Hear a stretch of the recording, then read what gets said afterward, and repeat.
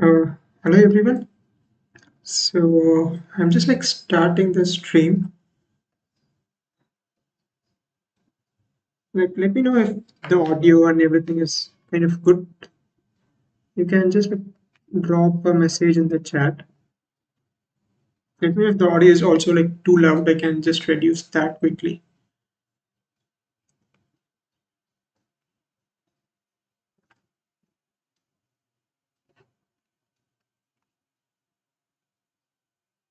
Okay, great. Thanks, Vamshi. So we can start by 8:35. Uh, so in the meantime, I just like so far like I've started the channel on 2021 and I think since then it was like mostly one way. So I've replied to comments, but I didn't get a chance to, discuss things with you people and all that. And I think this is a good opportunity to discuss that and give you a view on like the content and what's going on in the AML space and all those things. So you can maybe let me know in the chat is like where are you from and maybe how long have you been watching my content, like what you're doing. Are you like studying, working, and all that? So that would be great, and to get to know you and all that.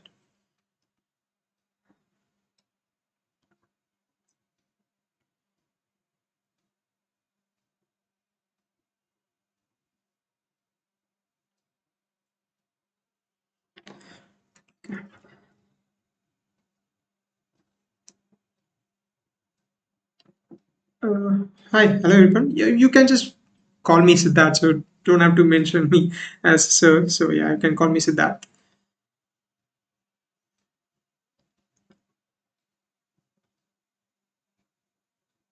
Okay, Maharashtra currently working as data scientist. That's great.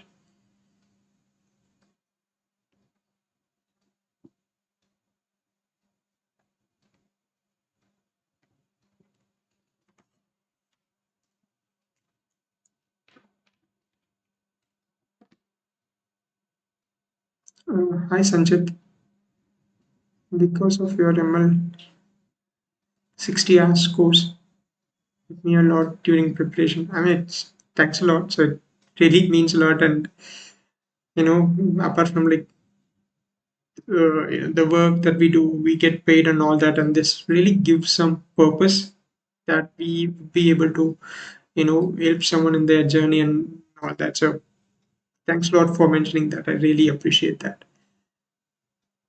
Hi Sanchit. Okay, so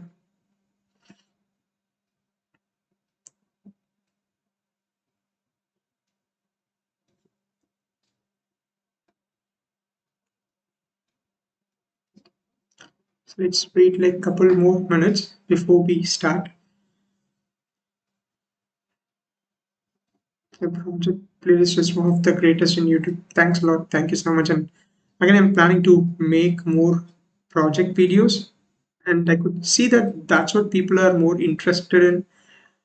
I mean, I don't know. I really thought that generative AI is something that people would be more interested, but I could see that project videos is something that people are showing real interest in, and I'll try to post more videos on that. Where we can meet you. I just stay in Pondicherry, so I'm currently working in Rome. So I don't know if by any chance you come around Chennai or Pondicherry, so we can definitely meet. You said that you're from Maharashtra, right? So I've been to Maharashtra like several times. I've been to Mumbai like three, four times. Last year, I think I've been to Pune like a couple times as well. So I really love that place, food, people, and all that. So I have like a lot of friends there. So yeah, so people from like different engineering domains. I know them through some workshops and all that. So yeah, Ganesh Ram graduated a few months ago and just started looking. That's great, amazing, all the best from Bangalore. Okay, nice.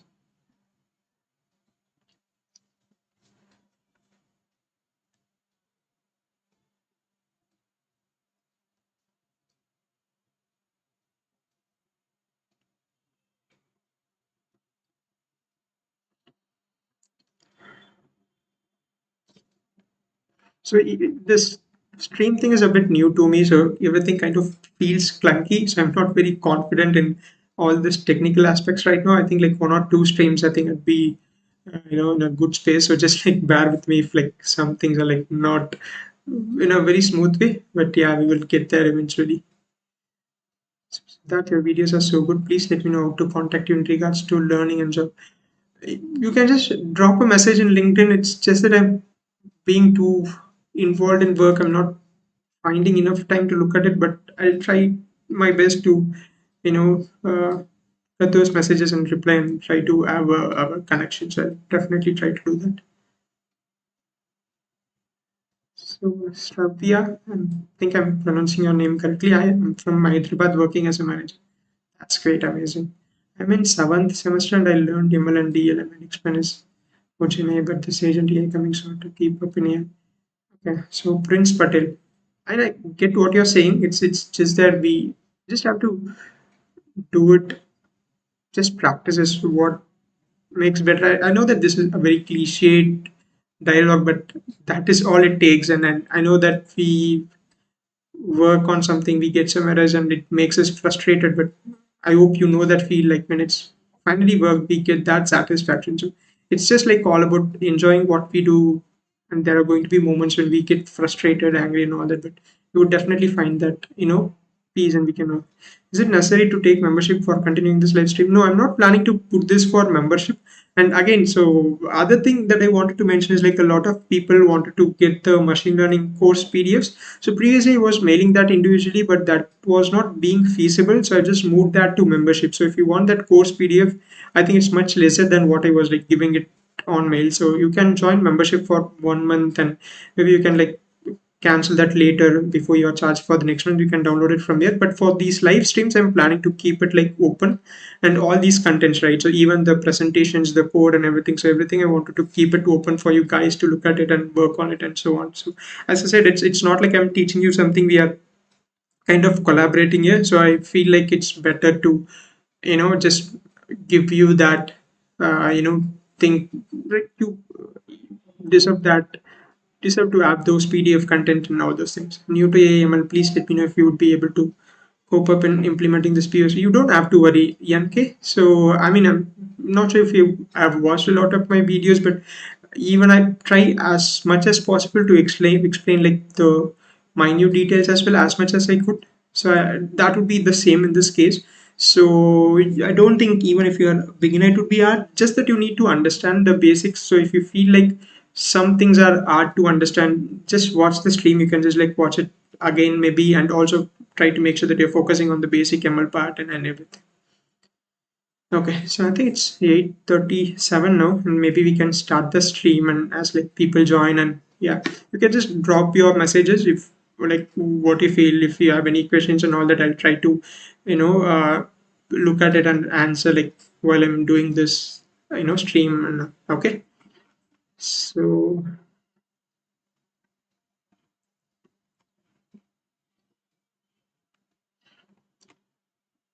right, okay, so again, as you know, this is the first video that we are posting in our live streaming AI POC section.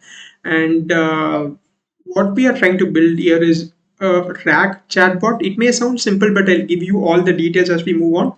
So in this video, right, so I'll also explain about this POC a bit, what we are kind of trying to do here, what is the purpose of it, and so on, and also what's the current agenda for this particular stream, like today's video, what exactly we are going to look at, right? And also like the requirements that we are going to do, specifications, and so on. So we will discuss that and later try to set up code based repositories and so on in today's session if possible, and then we can just like go ahead and we can do that. So can we see this recording later on YouTube? Yes, I'll make this recordings public as well. So even if you have missed a couple of streams, you can like watch it later. If you have any doubts, you can re-watch it. So yeah, I'm planning to record that as well. Okay, so let's get started. If you face any issues with latency and sound and all that, please let me know. I can just like quickly fix that. So yeah, let's get started. So I just wanted to start with what we have discussed yesterday. So I've posted this video explaining about this AI POC series, what it is about, what you can expect, and so on. So I just wanted to quickly give a recap on what we kind of discussed yesterday, so that like if someone is joining new, so they get the idea of what we are trying to do here. So the videos that I've posted before, it's mainly on like explaining concepts, working on projects, and so on. And you can only do so much in a 40 minutes video or a 1 hour video, right? But what we do in work in industry is slightly more advanced to that, where we are building like full-fledged application. It can be like, as I said, it can be like your client projects that you work on, where your company is building a software or application for your client, or you are working on a kind of a center of excellence team or a research and development team, where we try to work on this POCs, proof of concepts, or prototypes, and then we present it to the client. Hopefully that would get converted into a project. And again, so that's how mainly like it works in this space of PAML, like at least in the product and the service companies, I would say, mainly in the service companies. So I thought that I can just make this series so that you get an idea of what it actually looks like in work, and then how we can get this technical skills, right? So it's not just about doing this code and trying to understand that. It's also about like how we can understand this uh, business requirements, and how to kind of match that with our technical capabilities, how we can build stuff. And we would definitely face some roadblocks, and we try to figure out how we can solve that. So all these things comes into play. So we would kind of try to do all those things. And again, this is going to be a long term thing, as we won't be able to build our applications in like a few days or a couple of weeks, right? So we will try to do this as a continuous step. So we are going to work on industry level projects. And what I thought was like, first we can build a simple use case, but even that simple use case, this Rack chat, what we would build it in such a way that it's what we would do if we would do that project in a company. So we would maintain that standard. We would kind of have all these things in a standard way, in a production ready way. So that's what I'm looking at. And timings, as you probably know, that you would start probably like from 8:30 p.m. to 9:30 p.m. And if we have to, I can just extend a bit. So if it's absolutely necessary, if we are about to complete something, so that's one thing. And this is the order or the workflow that we will follow. So the first step is like trying to understand the problem statement, like not the technical aspects. It's not like which model to use, which platform to use and all that. It's not going to be like that. Rather than understanding what the users need, like what we are trying to build for the users. So that's what we are going to look at in this problem statement part. So once we are clear with the users requirements, right, again, we are kind of working on a mock situation. You can also contribute to saying that this is some cool feature that we can add. This is something that the user can expect. I may have missed a couple of things, so you can also add those things. So I'll give some forms. You can just fill this out, give your feedback, suggestions, and so on, and later I can evaluate it and I can like add it. So I'll explain all about those things, like how we can actually collaborate rather than you just watching the stream. So how you can collaborate on this. And the next part is like features and the specifications. So how we are going to build that features, like what's, let's say, how we are going to use Python, or like what's the libraries that we are going to use, what's the system capabilities are going to be. It's mainly like figuring out what are all the technical stuff that we are going to do, right? So that's what we will do in this features part. And the next one is like building an architecture for this. Again, all these steps are continuous process, so we try to improve this a lot. So it's not like we build an architecture today and we don't change it. So we try to be a bit flexible, not too much flexible, but also make sure that once we make this, that's ideal, and also try to improve this day by day and so on.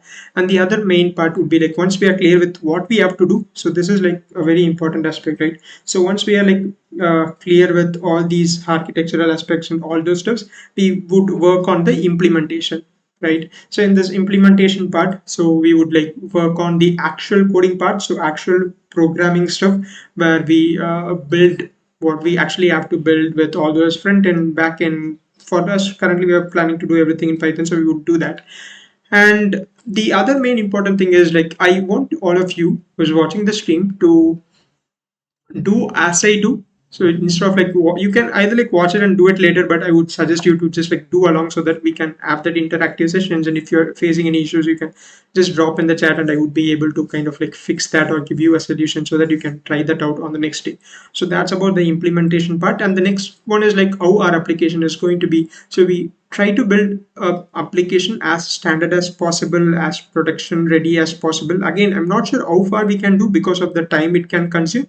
So we would try our best in order to build this in a very good way. And finally, we would have this solution. Again, we can't make this as perfect as possible, as even POC just means that we don't have to spend that much time, but just get a working product, or what we call as a minimum viable product, or what we mention it as MVP in industries, is something that we need to build, but we make sure that it's in a very standard level, and it's in a production ready level. Just like what are all the features that we are promising, it should work like as expected. So this is what we are mainly planning to do. So that's about this AI POC series.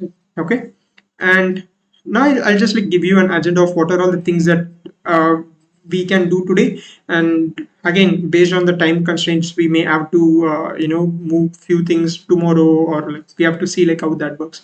So the first thing is like discuss about the problem statement. So I prepared a document, so I'll also share the link of the document so you all can view at that, like once the stream is kind of over. So there again, I'll give a link to a form where you can submit your suggestions. You can say that, these are some cool features that we can add, these are some specifications that we can try. Say for example, let's say that we want to use ChromaDB. You can say that Pinecone can be better in this, but it can have this costing, pricing thing, and so on. So we can collaborate on this, brainstorm ideas, and we can build this, right? So on our way through implementation, we could like try different things and build something. So here there are like two things. One is we try to make this as good as possible, also make sure that we doesn't spend a lot of time, because the idea is to move to other POCs quickly to gather this technical skills that we have, but in the meantime make sure that we have a good solution that we can present.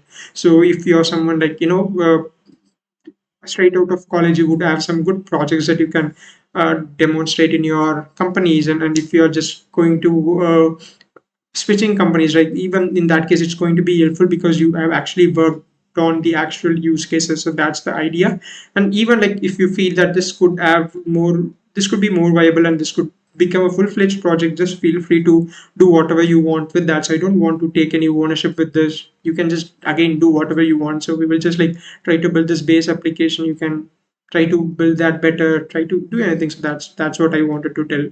So I just wanted to give full freedom on like whatever code we are building, whatever content I produce specifically for these series. So even this presentation that I'm that you're currently seeing, right, I'll try to give you a link that you can refer later. So that's what I'm planning.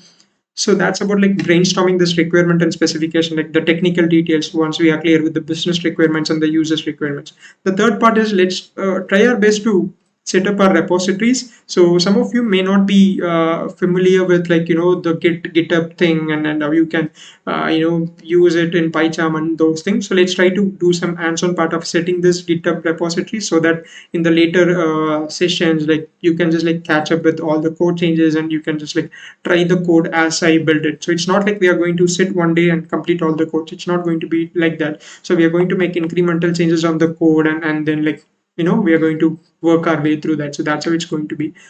I am not sure if we would have time. If there is time, we can build a wireframe on like the simple idea of how the UAE is going to look like, how the chatbot is going to look like. So we can do that and all that. And finally, right, we can just do a session recap. So this I'm planning to do in every streams, and try to maintain some documentation of what we did exactly, so that we can track like what we have done exactly, so that we can basically track our progress. That's one thing, so that if we feel that after a week we are going slow, we can just like speed things up. We can just like do things differently. So for that particular feedback and so on, we could have a session recap at the end of each stream. So that's one thing. So this is what we are going to look at. So if you have any questions, maybe I can just spend another 2 or 3 minutes to look at your questions and answer that. And if you have any questions about this, you can just like quickly drop that, and then we can move on to the other next section of this stream.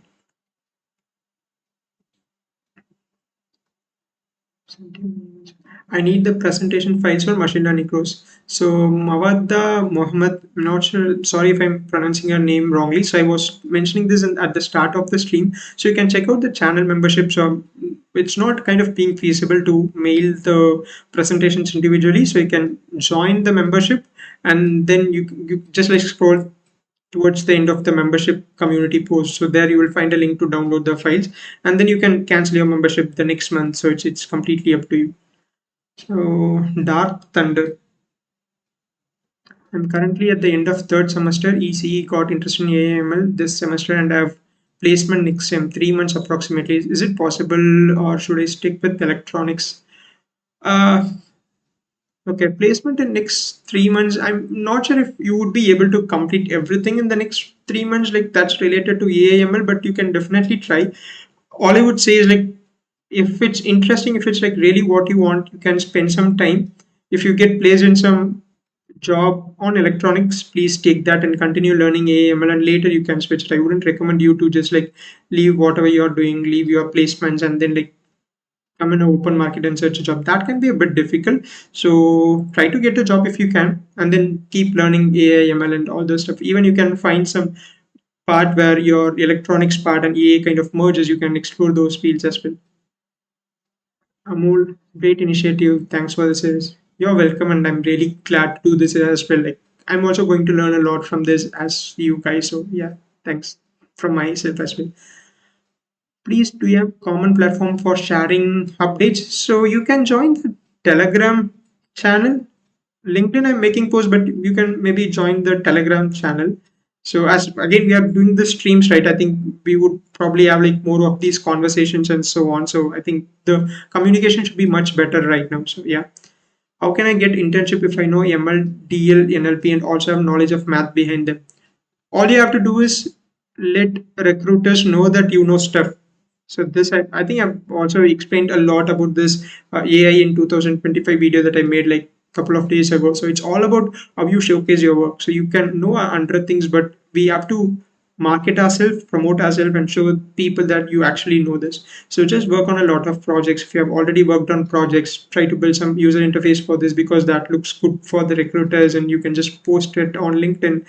Again, this may sound a bit like common that everyone says you to post projects on LinkedIn, but I think that's the best way, right? Because that's how you're going to uh, tell people that you know stuff, and you actually like can work in that job. So it's all about like how you can showcase your work, how you can get more eyeballs to your project. So that's about it. How much ML should we know as freshers for data scientist role, or for how many algorithms should we need, and should we need to learn complete code of algorithm? It depends on the role that you're trying to work on. It's just like you have to learn everything like at the same time. It's like you try to learn the concepts at the same time, like try to implement stuff, build models, train models, and so on. So that's how it's going to be. Okay, so I think that's enough for now. Let's continue with the other parts of our POC series, and we can come back to this questionnaire later. So now I'll open this document that I prepared. So I'll definitely share this with you so that it's, you can look at it later, and you can just like, go through this, and you can download this and keep this for later, or later, even if you want to prepare your report or something for this, you can do this. I don't think I would be able to prepare a report. So if you want, you can do that definitely. So let me just zoom this a bit so that it's visible. Let me know if this is like not visible to you. I can increase the zoom as well.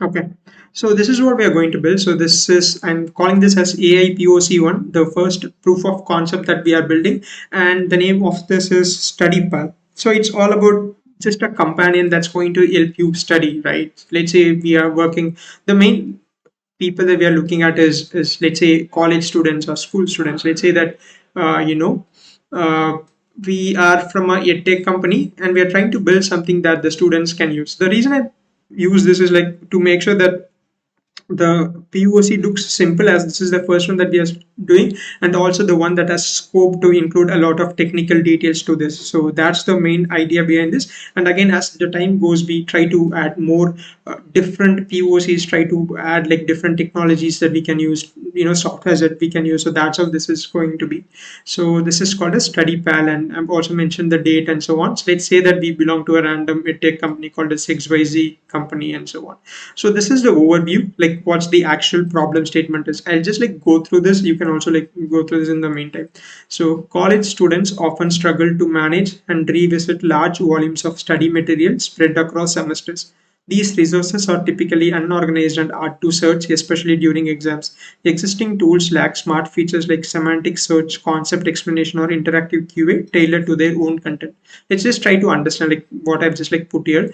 All we are going to do is just like build a RAG chatbot where the user can select a specific semester and then just like ask questions, or even they can select a specific subject. Let's say they are choosing first year as their thing, and they are choosing C programming as the subject, and the user would have already uploaded, let's say, 3 books on C programming. They can just like ask questions, right? And we are going to build a system that's going to only look at this C program books, and it's going to answer from those particular content. So this is like the main idea for this. So the different things is like the student has to basically have like better approach to how they can get the information out of this book, rather than, let's say, they are just wanted to understand about a particular, let's say, exception handling in C program, how that works. So all they have to do is just ask the question and ask for the references. The chatbot is going to give them the answers and also try to give them the sources for this. So that is how we are like currently planning this.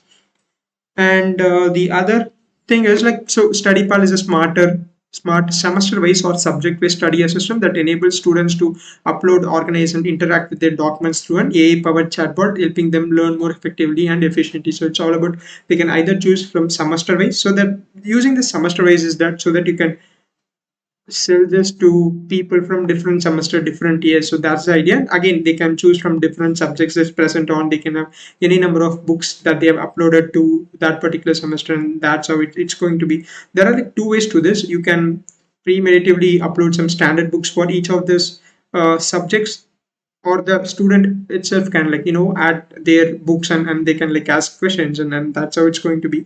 So the main thing that I wanted to insist here is it's not going to be like it's going to be like one particular use case this is going to be used here. That's not going to be the case. So always we are going to try to work on use cases where it could be used for something else as well, right? So this complete setup, if we just change the data, this can be used for a different domain. Think about, right? So if we want to do this for like, let's say, law and court and all this stuff, so for each year we kind of collect the different cases that has happened, and we try to build this vector database to this, so that the lawyers and the judges, if they want to kind of quickly look at some references, they can ask some questions and they kind of now have this information. So that's how we have to look at this. So now for just starters, we have just considering this as, let's say, a study pal, but this could be anything. So this could serve like a lot of problems in a lot of domains. So that's how we have to do this, and we have to make sure that this is scalable, not just for this use case, but we should be able to do this for other purposes as well. So that's how we are currently like planning this. And goals, so goals is basically like just clearly explaining, like this is a typical problem statement, right? So how we can clearly set goals for us, clearly say that these are the things that I wanted to build, these are the things like with this application should have, and so on. So the goals are basically like enable students to upload and manage study material semester wise or subject wise. Let's say that the student can upload a PDF file or any files, to say that they can upload some notes to this, and then try to just have a chatbot that can answer based on that particular context, right? So that's one thing that we can do. Or also we can add a separate chatbot that's just like ChatGPT. So they can ask any questions. They can say that it doesn't have to come from the context, so they can ask any question. So that's maybe another feature that we can add, but that's not that important. So the main idea is to have that ability for the students to upload those images and build something. So provide a RAG-based chatbot to answer questions from uploaded documents with reference to source. So again, this is going to be a multi-document RAG chatbot. So the users can have any number of books. Let's say that there are 3 books for a particular subject, and they ask a question, and we have to look at like different books for that answer. So that's how we are building this. And student can keep track of the documents uploaded by them. Sorry, I think I missed this one. So also when they get an answer, we say that this is the source that you're looking at. If you want, you can download this particular book, or this is the source that I've used to retrieve this answer. This is the exact content that's present in the book. So it's like along with the content or the answer that the chatbot is giving, how we are kind of saying that this is the source, you can also use this for reference. And students can keep track of the documents uploaded by them. So they can just, let's say, see like what are all the documents that they have uploaded and what are all the documents that's present already in the database and so on. So we can just give a feature, they can view it, and offer an intuitive user-friendly interface for both students and admins. So admins is another part that I'm looking at, where again this can go to anyone. It's not like it's only for engineering students. It can also go for some other student who is not into technical studies. The person can be doing art or something that's not related to engineering and technical stuff, right? So those person may not have understanding on the different LLMs that we have. So we cannot expect them to say that this is the best model for you. So we cannot say that, right? So let's say that rather we are giving this to an institution, then they are going to give it to the students, where there is an admin who kind of knows all this stuff, or we can manage it, right? So if you think about this as a product, you can either sell it as a product, or you can make a subscription like product or service, and you can be the admin and you can like alter like which is best and so on, or they can have an admin that takes care of that, try to do some test which model is working well and so on. So that's one thing. And the other feature that we are kind of looking at is like support both online and offline AI models. So this is about again how the product is built, whether you want this to be something that's residing in a particular institution server, or you're hosting that on cloud. And specifically not just about application, but how your models is, whether you're going to use the APIs in OpenAI and you're going to pay for each request, and if the number of people who are going to use it are a lot, then it's going to cost a lot. So let's say you wanted to host that on your offline methods, so you used like Olama, VLLM, and other stuff, right? So it's like making those, it's not saying that I'm going to support only OpenAI APIs, or you're saying that it's going to support only Olama. Rather, we are going to make it in such a way that the admin can easily switch between these two, so they don't have to do any coding stuff.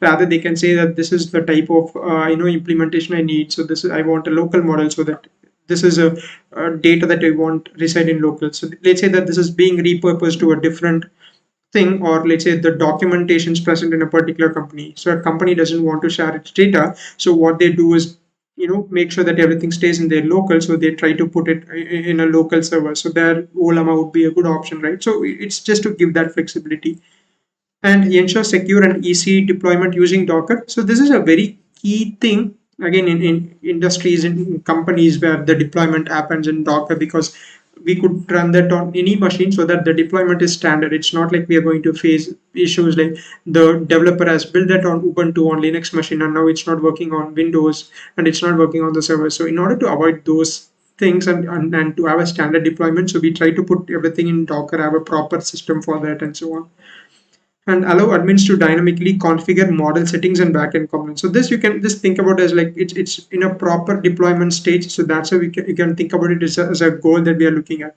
and allow admins to dynamically configure model settings and backend components. So this is again to choose like the different models that they can choose from, even if it's like Olama, right? Like in Olama, whether they want to use let's say Llama 3, or they wanted to try using DeepSeek or like all those stuff. So they should be having that ability to configure that. So that's about these kind of goals. So any questions or doubts or like things that you wanted to say? It's just like a couple minutes for chat right now.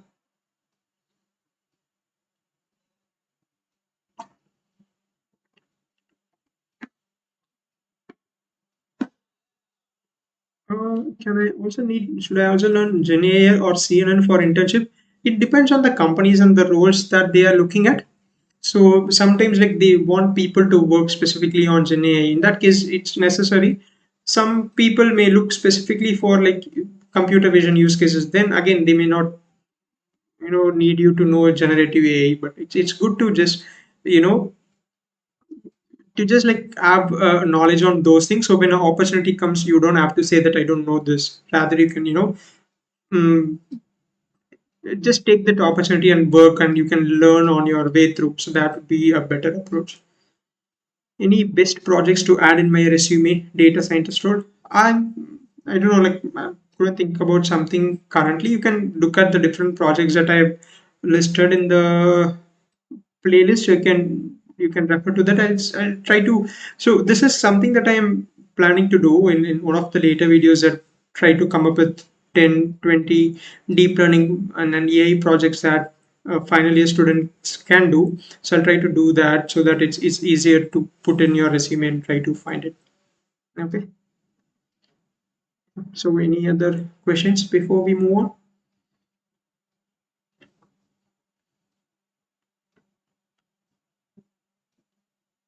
Okay, so let's move to the. Oh, okay, we have a question. How to keep update ourselves in such fast-moving technology? After every 1 or 2 months, new updates are coming in Gen AI, either framework or some concepts.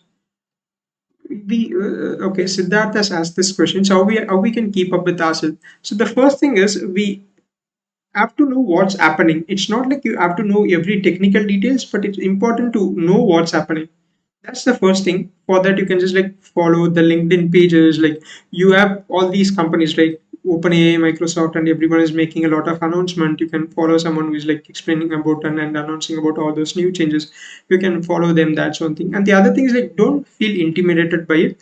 You don't have to know everything in one go. So that's not required. Just like have that incremental progress. Just spend as much as time you could. Let's say you're studying in college and you're not into IT, or like if you're in a different branch, or even if you're in computer science, right, the subjects may not be about IT. Let's say that you can spend only 2 hours studying AI. Just be true to yourself on those 2 hours.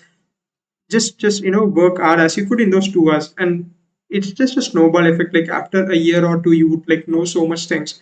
So that's one thing. Just don't feel intimidated. Just understand like these are the things happening. Eventually we will learn those things. So it's like a continuous process again, but we don't have to be scared about that. Can we build the ML model from scratch? Yes, you can definitely do that. But again, if you ask me if it's absolutely necessary, I'm not sure, because it depends on what you want from it. If you want more of a research role, then probably like you need to know the nook and corner of the model and stuff, so that you can improve the model, do research on it. But otherwise, if you are mainly focused on implementation, that might not be that much necessary. Again, it would come when you're fine tuning the model and all that, but you can learn in the job. You don't have to know everything like before that. Are lectures going to be daily live? I'm planning to do that. Again, this is not going to be lectures, but we are going to work together. So as I do the code, you probably would try to do the same thing. So I'm trying to see if it's like can do 5 days a week or 6 days a week, either Monday to Friday or Monday to Saturday, 8:30 p.m. to 9:30 p.m. is what I'm looking at. But again, as we move a bit further, right, as we do more streams, I would get a better idea of the timings and what would work best and so on. So let's see. But I'm trying to make a 5 day or 6 days a week thing.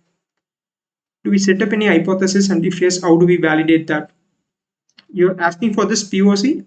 So currently, I'm not looking at it in a very theoretical way. So all I'm looking at is like in a user's perspective, right? So when a user uses this, like how they kind of like feel about it, like whether that is useful. So that you would only know if you kind of like ask it to the users. And the other main aspect of this in this series is like also to learn about the technological aspects, like how you are going to do the deployment, how you are going to maintain your code, and all the stuffs are there. So it's not just diving deep into the use case itself, but it's about just like being in that process, trying to build something and then use it for something else.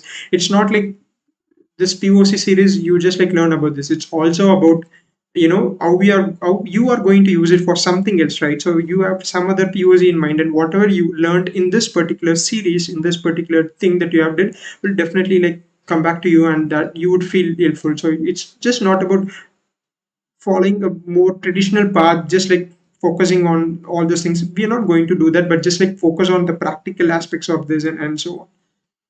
I completed 4 parts of your ML course. It was mind blowing. So the live will let me. I will able to. I hope that this is helpful to you. So let's see how this comes. This will be free. This will definitely be free. I don't think I would put this for members only or something, but it should probably get some good traction. But I just want to make sure that I don't want to put a price tag on this. Again, something may change. I may have a different opinion like sometime later. Please don't say that at that time you promised that this will be free and suddenly you have changed. So I'm currently not planning to put this in any membership or costing thing. So I just want to spend good time here, just like build something that's kind of really useful, and just like share this knowledge with you. Again, not very sure about this, but right now my thought is just to make this free so that a lot of people can access it. Again, if I put this on membership, it it's the cost is like very less, right? So the current, I think the cost is like 130 rupees or something, but even that could be a bit hard for someone to pay and all that. So I get that part. So I'll try my best to keep this in the free space so that anyone can watch this.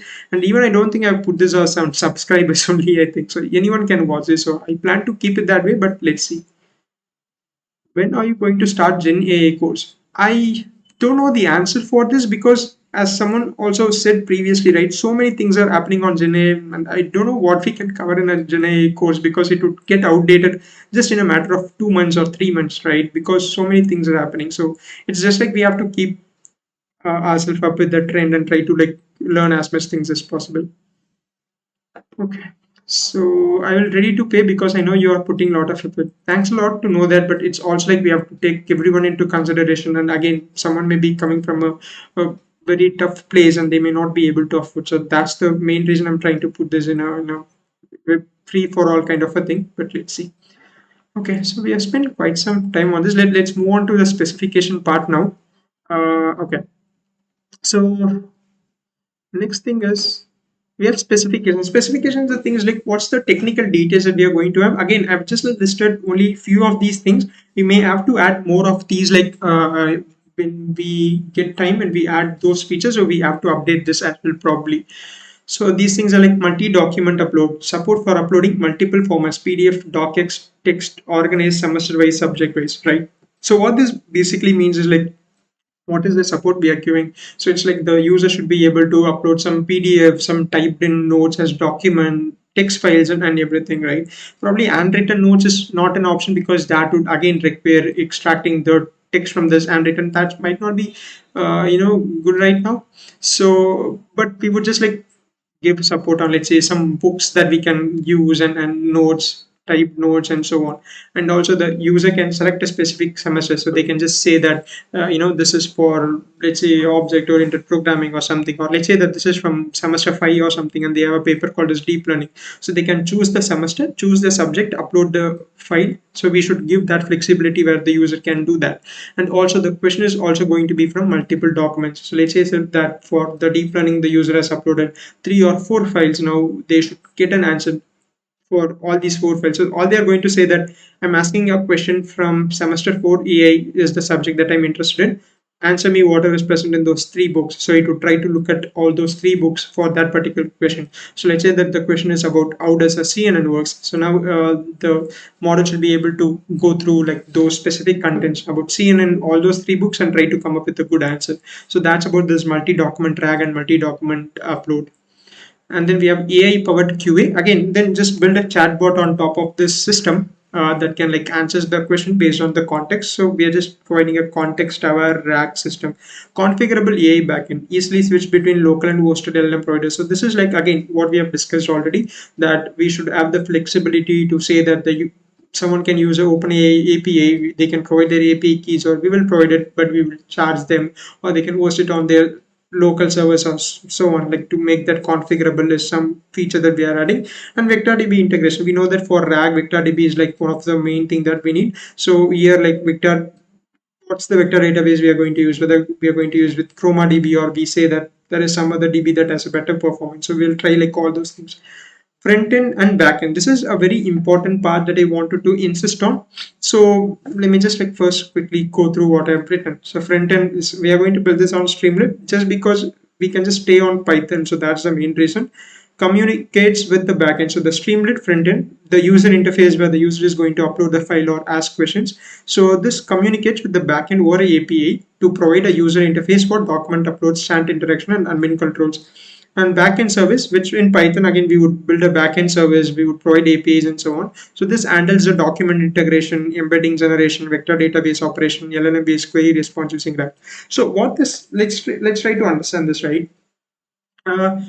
Usually how we would have worked on this is like we would have some code, everything would be in Python, we wouldn't create any APIs, we would just like create a streamlet, and if a user is typing in a question, we directly send that to the LLM using the Python packages, get the response, put that on the streamlet. So here your backend, that I mean, like when I say backend, you're like actual functionality code, like uploading the document, saving the document, processing that, and saving that to a vector db, getting the answer from the LLM. This and your Streamlit code is very tightly coupled. So what happens is when you're again moving to a production, when you're building this as a bigger application, these two things are tightly coupled that you again have to refactor this a lot. Let's say now you want to, the user interface is going to be done by a different person. So this is how it's an organization as well. So we have separate people for user interfaces, we have separate interface people for like UX testing and all those things, right? So often you would end up working with the EAML part, the Python backend part, and how we are serving that, and the user interface person, let's say a Node.js person or Angular person is going to build the user interface. Now, when you tightly couple your Streamlit part and your AI code, and you, let's say you just have your code in your notebook, it's going to hard for you to implement that, to deploy that and give them the API. So your front end is going to communicate with your backend with the APIs. But if you are not, if you don't have a practice with building those proper backend that's separate from the user interface, it's going to be a bit hard. So what we are going to do is build simple user interface with Streamlit, but connect it with the backend. So it's like you have two systems now. So one is your front end that connects to your backend using some APIs. So what happens is like now, even if your front end changes to a Node.js or a different platform, right? You still have your backend that's just like plug and play of those APIs. You can the Streamlit is going to use the API from our backend, so we can just use the same API in the front end. So that's the idea for this particular front end and backend part. And admin panels allows admin to manage model settings and monitor usage. Again, this is about someone, we can just have a tab, smaller tab for, or a separate page where specific admins can access this. They can say that this is the model that the people can use, and these are the settings, and so on. They can also, let's say, put limit on, as the costing is a factor there. They can say that a particular student can ask, let's say, 100 questions a day or something like that. We can do something, but this is still, we have to explore this a bit. And finally, we have Docker deployment.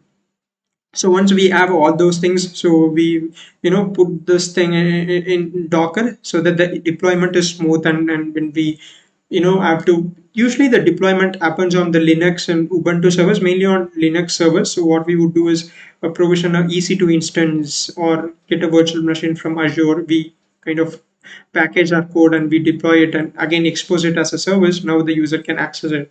But when you don't have this in a proper containerized way, you're going to face a lot of issues, because the server may use a different Python version, your machine may use a different Python version, and that's going to be a problem because the library version changes, you don't have access to functions, so on. So all these things kind of creates a lot of trouble. So we try to avoid all those by making sure that the deployment is smooth and in a very streamlined way. And it also kind of helps a lot in the continuous integration and continuous deployment process as well. Like all those DevOps, MLOps things would come into play as well. So we would try to work. These are the technical specifications that I wanted to mention. Again, we would add more things like to this as we move on.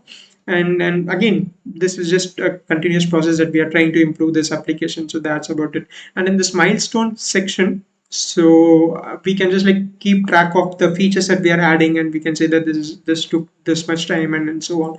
So we can just like mention all those stuff over here. And the final part is I'll share this documents URL with you, maybe in the chat later in the description also. I can probably put that, so you can just like go through this. And towards the end, right, so I've given a link for this feedback form. Just like click this and you will see a link there. You can just like go on and you can just like give your details, and you can say like two things. One is like what's your feedback about the stream. I've just kept these two things as optional, so you can just give the feedback like what's like how this team, like how we are, how this is being helpful to you, and what are all the things that you want me to improve, and how we can do things differently. You can give all this feedback here. And let's say you have different suggestions about like in this PoC, right? So you can include this particular feature, this can be used better, and this is, we can try, let's say deep LLM and so on. If you have those suggestions, you can put it over here. So whenever I get some time, I'll go through this. So all these are getting saved and I can go through this, and if that seems a really good option, then I can update this document. I can mention the stream as well, so that like again this is being collaborative and we can build this together. So that's the overall idea. So that's the main thing that I wanted to discuss. And other stuff, as I mentioned here, like setting up GitHub repositories, wireframe, and then we can do a recap. But I think we don't have enough time to do everything for GitHub. So what I'll do is first I'll just like create repositories. So we are going to need two repositories. One is your front end repository, and the one is your back end repository that's going to have the APIs, LLM codes, and all those things. So let's kind of, I'll create those repositories. You can just like fork it. I'll maybe explain you like how you can do that. So just keep everything ready. In the next session, probably tomorrow, I'll explain you how you can connect this to PyCharm and how you can like keep this development process streamlined and so on. Like basically how you can work with that. Again, most of you may have already used GitHub, some of you may have not used GitHub, so it's good that everyone is on the same page, and we get to do this again in the standards way. Even when we are just focusing on AIML stuff, we try to forget to focus on the other software engineering part, can be this GitHub and other stuff, right? So it's just to make sure that you get a understanding of this, and let's say how to create a pull request, or how to manage your code and so on. So that would be really helpful as well. So I can just like create this repository live today. I'll share those links as well. You can just like fork it. I'll explain you how you can fork a repository as well. So let's name this as AI-PoC front end study plan. Let me put this front end towards that. Okay. So AI-PoC study pal front end. Let's call this one. So the first POC. So AI-PoC one study pal front end. So this is this repository. I'll just say that this repository contains the front end script. I'm not sure if the letters are too small. I'll just like increase the zoom. Contains the front end code base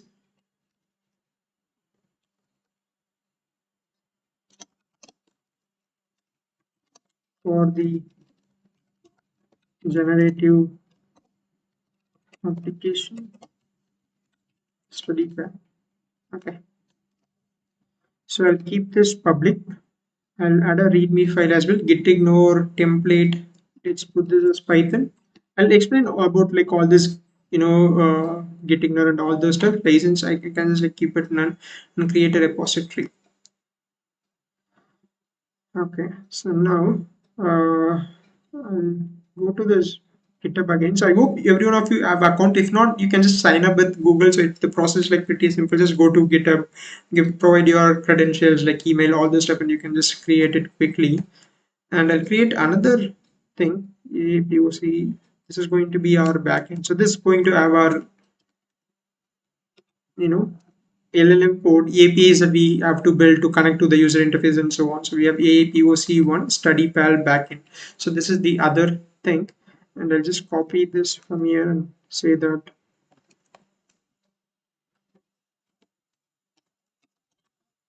code base for the generative AI application study pal private, everything is the same, and readme template is going to be, let's say, Python main branch, and then we can create a repository study pal backend. Okay.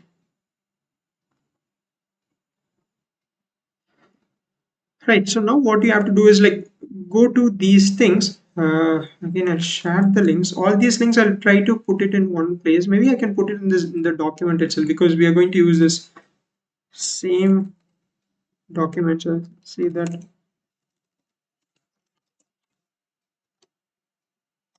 front end link.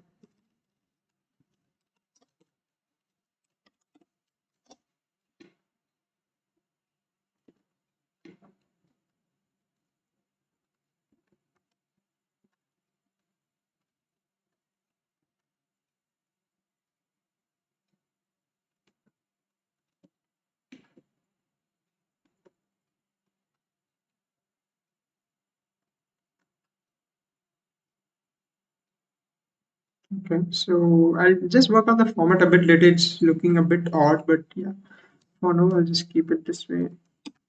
Backend repo link.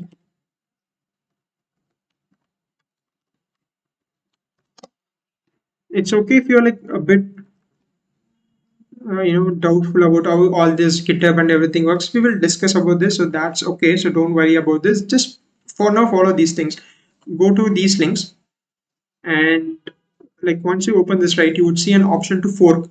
So once you fork it, what it does is like it creates a copy of this repository in your account. So now what I will do is I'll open my PyCharm, connect this repository to PyCharm, and then I can work, upload the changes, push the changes, and we can do that.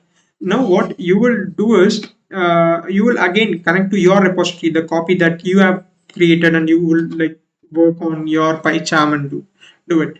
And now let's say after a week, right? So there is quite some progress that I've done and you have not worked on all those changes. Now what you would do is you can connect to this original repository as well, and you can pull all the changes that I have done. So it's like we are going to build this together. In the meantime, you are also going to build this, so you can get all the changes that I'm doing to your repository, the fork that you have done. So for now, what you have to do is just go to this document, get this link for front end and back end. Like after creating a GitHub account, go to this. Once you're in this thing, you can just give this fork, and that's going to create a copy. Maybe I'll show this to you for a different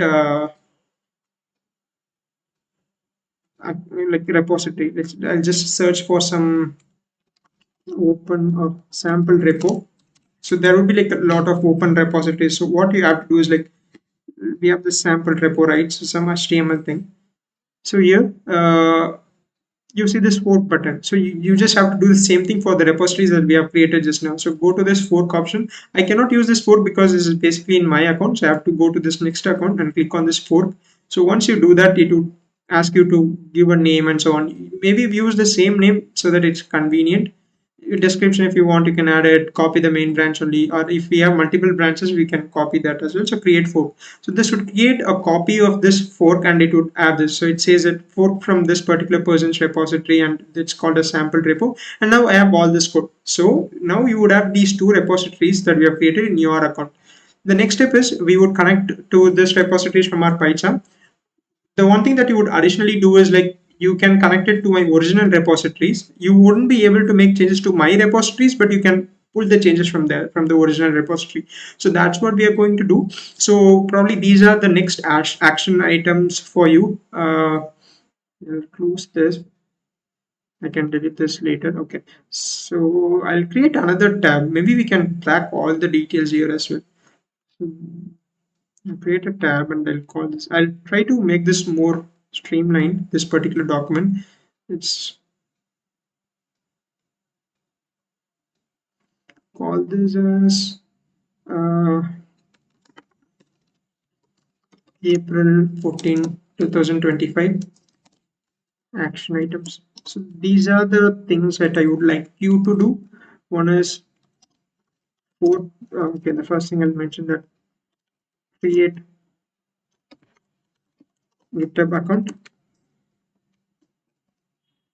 and then for the front end and back end repositories, the link is in the previous tab. And then the third thing that I want you to do is like again, either you try again. I hope that you already have this. If not, install either PyCharm or VS Code. So I'm going to work on PyCharm. If you're like already good with PyCharm, or like if you haven't used both of these two things, you can stick to PyCharm. Or if you already know how to use VS Code, you can stay in that as well. So I don't want to put any restrictions on this is exactly what we have to use. So that's not the case. And maybe you can also try to install draw.io. So this is like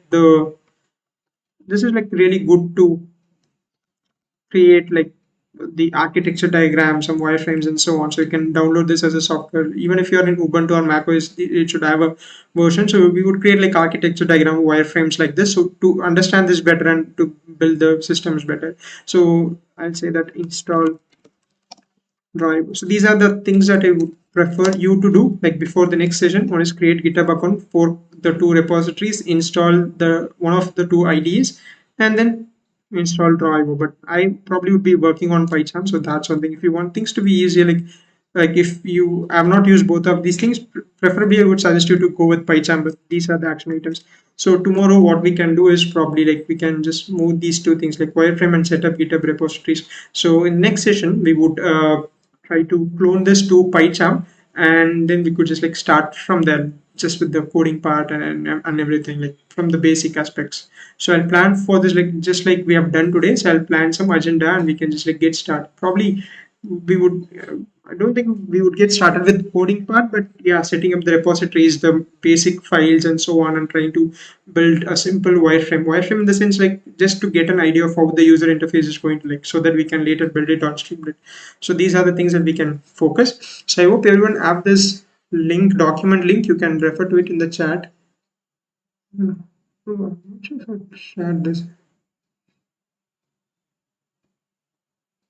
Yeah, I've shared this. Probably I'll pin this pin message, and I'll also pin the okay feedback link is also in the form itself. Still, I'll share this.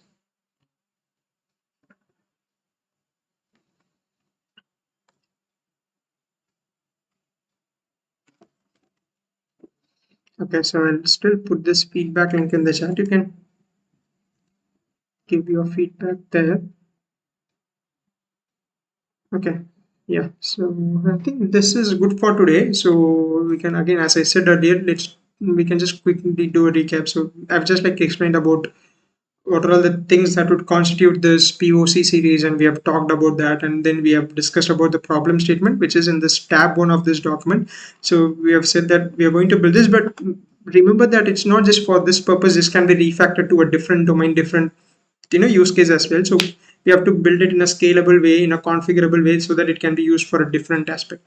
And then we have discussed about the goals, like what are the stuff that the user features that we need to implement, and what are all the technical details about this application, which again it's going to evolve. We are going to add more things, but for now we have discuss about some basic stuff. And finally we have this milestone. It's to be completed. As we move, we would like kind of record this, and I've given the repository links which we have created. Yeah, finally we have the GitHub thing, and then the action items that we added. So I hope this is useful to you. I'm sure that please keep following this, as again this I'm sure that this would be helpful to you with having this different approach for learning and having this hands-on experience. So let's see like how far we can take this. I think we can maybe spend another 5 minutes. If you have something, you can definitely drop. I can stay for another 5 minutes, and I can just take some questions if you have. So yeah, thanks for joining the stream. Thanks for the constant support that you guys are giving me. Thanks a lot for that. Try to complete those action items if possible. Yeah, if you have any questions, you can drop it in the chat. When are you going to start Genei course? I think I've answered that. Huge support to you. Thanks a lot, Akash. So deep learning course completed. It's not completed yet. Uh, Again, I'm not able to find time with all the Genei topics that I'm trying to cover and the deep learning projects. But I'm going to post a lot of deep learning projects. So you will still eventually learn about deep learning stuff. So yeah. What is the targeted time for the project completion? I have absolutely no idea, because again, still I'm not sure how deep we have to go into the thing, or we can just build a minimum viable product. It's we would only know like as we go. So yeah. What does POC stand for? So POC stands for proof of concept. So you can go to my channel and look at the latest video that I did. So there I've explained about like what is a proof of concept is and what we are going to do in this stream. So that would give you a better idea. Basically, proof of concept is like a prototype that you are building. So in companies, what we do is we build this proof of concept and we try to present it in different events or to clients. And if they are interested, they would like kind of, say that now this can be converted into a project and people would be assigned to this, and that would kind of go. So that's the thing. Can you tell the requirements in one line, please? Requirements is like all we are trying to do is build a chatbot, RAG chatbot, but to make sure that we have covered the software part to this, like the front end, back end, everything is in a proper standard way, so that this can also be used to a different purpose. It's basically like how you would do this project in a company. Can we have something like this POC series for ML deep learning in the future? Thanks. Yeah, so this POC series is just not for generative AI. That's why I call this as AI POC, because we would definitely look at deep learning, machine learning, on all those things. So let's say the first one is on generative AI. The next one maybe also be on generative AI. The next one be maybe on deep learning ML. So it's just that we have to figure that out. You can also give your suggestion on what are all, if you have some ideas, if you say that this could be an interesting use case, you can also mention that as well. So I'm open to that. So once we complete this, we can like reevaluate what are all the things that we can try, and we can build that if it's interesting and if it's going to be useful.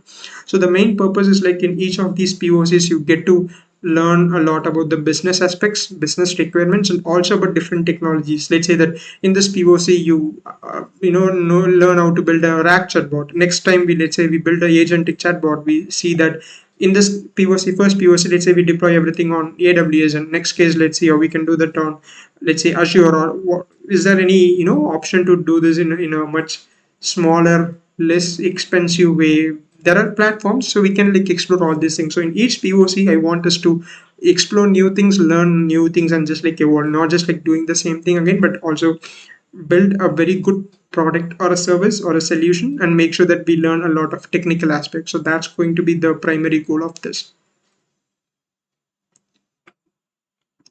Okay, so if there are no other questions, I think we can wrap this up. So I'll give all these links probably in the description. You can check this out. So let's see tomorrow. Yeah, POC we can tackle hypothesis testing, model monitoring, like model data tips. Yeah, sure, we can do that. Not sure. I don't think we would be able to do everything in one place, but let's try to add something that we have not learned or we have not done in each of this POC series, and try to cover everything as much as possible. Yeah. Okay, so if you have any comments, so this video would probably be in public after some time. You can also drop some comments. We can have a discussion there as well. So yeah, let's see tomorrow. Good night. So thank you, Siddharth. Take care of you. Thank you so much. Same to you as well. Thanks everyone. Thanks for joining, and let's hope that we get to build some interesting stuff there. So yeah, let's see tomorrow. Bye.